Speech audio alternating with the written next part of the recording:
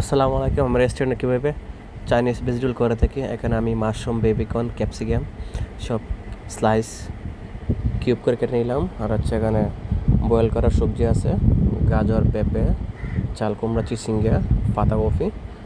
তারপর এখানে আমি একটু তেল দিয়ে রসুন কিমা হচ্ছে পেঁয়াজ দিয়ে হালকা একটু সতে করে নিব। তারপর একটু পাতাকপি দিয়ে দিব। আর এখানে পাতাকপি মিক্স করা আগেরই ছিল। এখানে আমি হালকা একটু ডিমের কুসুম আর ময়দা কর্নফ্লাওয়ার দিয়ে হালকা একটু আগে মেখে নিয়ে তারপর হচ্ছে এখানে ঢেলে দিলাম।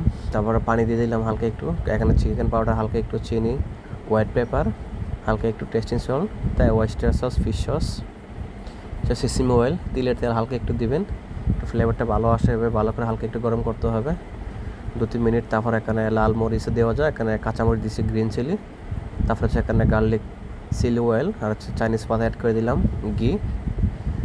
চিলি অয়েলটা অবশ্যই লাগে, তাই স্যুপ, ক্লিয়ার স্যুপ ভেজিটেবলের টেস্টটা বাড়া আমরা রেস্টুরেন্টে ইউজ করি। তারপর একটু আস্তে আস্তে করে কর্নফ্লাওয়ার দিয়ে দিলাম, একটু থিকনেস করে নিলাম।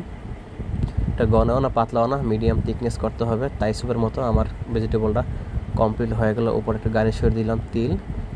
আমার সেট মেনু অর্ডার ছিল, তাই অর্ডার সাথে fried chicken, egg fried rice. যা আমাদের ভিডিওটা ভালো লাগে আপনারা সবাই শেয়ার করে দেবেন। ভালো থাকবেন, আল্লাহ।